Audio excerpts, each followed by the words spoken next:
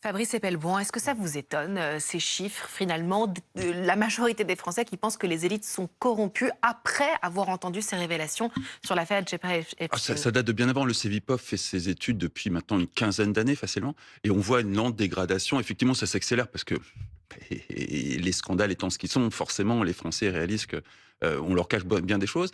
Et quand on creuse un peu l'affaire Epstein, on s'aperçoit que c'est le fonctionnement quotidien des systèmes démocratiques. L'affaire du Safari Club est très intéressant là-dessus. C'est Alors un attendez, étu- vous dites c'est le système quotidien, oui, vraiment? ah, Oui? mais c'est d'une banalité. Je vois. C'est-à-dire mêler pouvoir, sexe, agent, criminalité, pour vous, c'est banal? C'est absolument banal. Si vous, C'est-à-dire, dites-nous plus, parce que là, ça, moi, je excusez-moi, vous, je ne connais je- pas de dirigeants politiques forcément bah, qui sont mêlés dans c'est, tous les réseaux bah, vous, pédocriminels. vous avez peut-être zappé des cours d'histoire dans votre école de journalisme, mais Ouais, je veux bien que vous me les rappeliez alors. dans les années 70, on a eu une affaire qui s'appelait la commission Church aux États-Unis, qui a révélé les pratiques absolument abjectes de la CIA, infiltration de la presse, manipulation de l'opinion publique, assassinat politique, ou encore la fameuse affaire MK Ultra. Enfin, ça a donné un énorme scandale qui a verrouillé, le Sénat américain a verrouillé en 75 la possibilité de la CIA de faire des actions un peu déviantes. Le résultat, c'est qu'Henry Kissinger, qui était le grand Sherpa de la diplomatie américaine à l'époque, a réuni la France et les monarchies du Golfe pour continuer les actions de lutte contre les soviétiques et le communisme, notamment sur l'Afrique et le Moyen-Orient. Ça a donné ce qu'on a appelé Hmm. Safari Club. Se sont joints à cette alliance entre les Saoudiens et les Français les services de l'Iran, du Shah, Hmm. les services de l'Égypte de Sadat et les services marocains de Hassan II.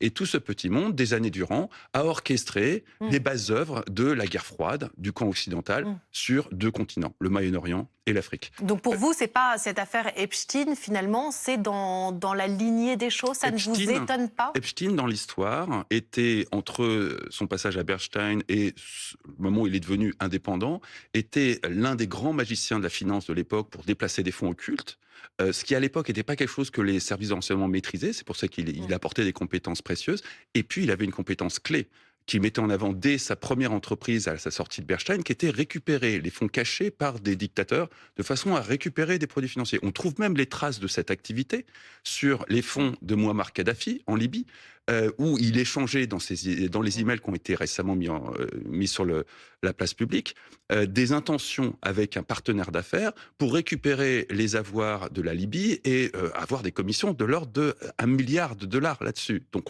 l'origine de sa fortune est plutôt liée à ça qu'à tout Donc un vous tas de arrivez à procès. quelle conclusion, Que pardon? c'est comme ça que fonctionnent des démocraties. Alors, Aude Loriot, je vous vois depuis tout à l'heure, effectivement, être assez... À moins qu'on soit devenu blanc comme neige depuis cette époque. Alors, on va Parce qu'on écouter regarde Aude les faits. Loriot vous répondre. Non, mais c'est pas ça, mais c'est juste.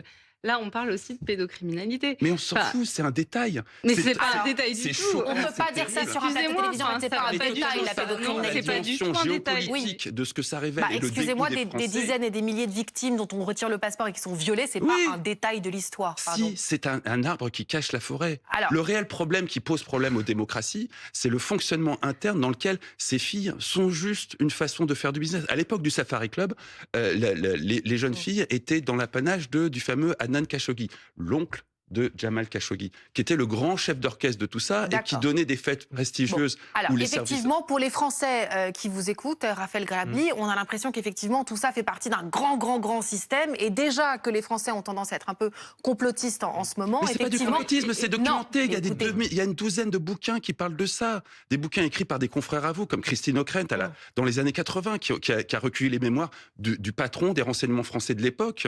Bon, alors on va laisser la parole à Raphaël Grabli. Vous pensez effectivement, Raphaël, que ce système ne date pas d'hier, finalement?